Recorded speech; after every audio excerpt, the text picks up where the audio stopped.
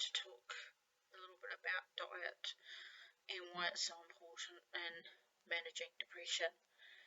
I have to admit my diet is pretty bad. I can't really justify spending a lot of money on things that I'm probably not going to eat.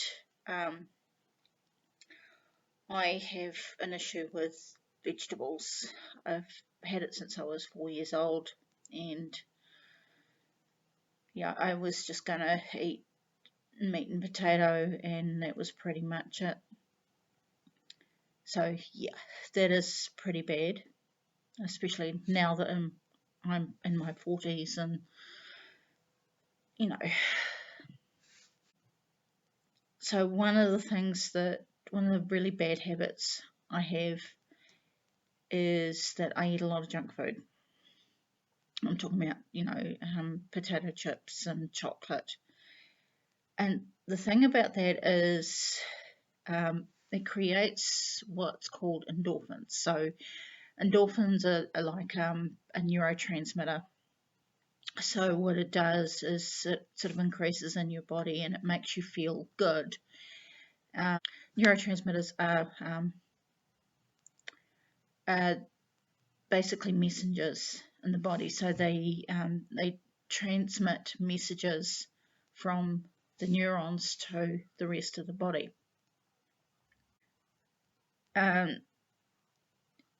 So when we talk about things like serotonin and dopamine and endorphins, we're actually referring to neurotransmitters. So when we eat something like chocolate, it creates this sort of, I wouldn't call it a temporary high, but it's probably the best sort of analogy I can come up with. And so it does make you feel good, but of course it's not necessarily good for your body, in that you could have weight gain, or I've known some people to get bad migraines from chocolate. So it is possible to actually be allergic to some of what's actually in chocolate. The whole principle of diet is, well, first get rid of the word diet. Think of it as an eating plan or a healthy lifestyle. I think when it comes to the word diet, there's too many things out there like the South Beach diet, Atkins,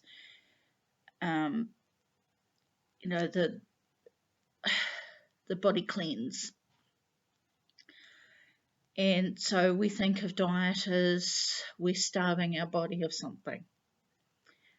And that's not necessarily the truth. So if you're thinking about starting some kind of nutrition plan to try and manage your own depression, get rid of the word diet. Don't even use it. Think of it as nutrition. I'm not a nutritionist. I've done a little bit of study on it, and the best that I can suggest is go talk to a nutritionist. Get some blood tests to see if there's anything that you might have any reaction to or sensitivity to, and do your research. Don't just go out and buy one book on, that is promoting one particular nutrition plan. Go and borrow some books from the library. Have a look at different nutrition plans and then make up your own mind. I mean, you can do what's called a process of elimination. So if there is a particular food that you have an aversion to, find something else that has the same benefits. Like if you don't like broccoli, well, find something else in that particular family of vegetables that you're not, that you don't have an aversion to, or that you can eat. I mean, for me, because of my thing about vegetables, I try and substitute something. Like, I like corn on the cob. It's not necessarily good for me, but in my mind, it's a vegetable. So to me, it's okay to have in moderation. If you like junk food, fine, but have it in moderation. Don't completely deprive yourself of it just because you think it's bad. It's okay to have little bits of it, just not all the time. I think it was Hippocrates who sort of promoted this whole idea of everything in moderation. Of course, you have to remember too that Hippocrates was writing 2,000 years ago. So the world of nutrition today is completely different from what it was 2,000 years ago. So, I mean, now you have like genetic modification and things like that in terms of your crops. And so even 50 years ago, an apple was completely different to what it is today.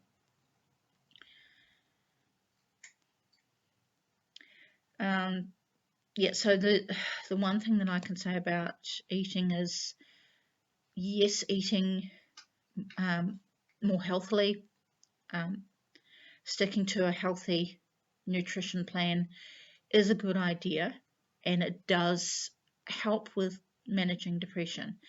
I'm not going to say that it cures it. I'm not going to say that it helps the symptoms disappear completely, because that would be irresponsible.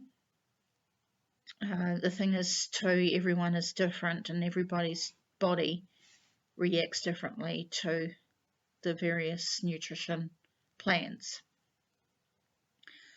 So do your research, consult a nutritionist, try not to go on the internet and look up various plans, but do read a lot. Get books out of the library if you can't afford to buy them, and don't trust everything that you read on the internet, especially when you see celebrities endorsing one particular plan. Try to stay away from places that sell expensive nutrition plans, and just do what feels good for you, but just remember to cut down on things that would be termed junk food, and try to eat a little bit more with a healthy balance, rather than have too much of one thing and not enough of another. Don't let your body sort of feel like you're starving yourself. And the one thing I do understand is many people have tight budgets, so these nutrition plans can be quite expensive, or you might think, well, I'm on my own, it's not easy for me to buy certain foods and keep to a healthy eating plan. You could always, if you're able to, actually create a garden for vegetables and fruit. There are ways around it. Like I say, it's a matter of doing research, knowing what you're actually capable of doing, and working it out from there. And hopefully I've given you enough to sort of go on and pique your interest a bit, and help you work out what's right for you. Thanks. Bye.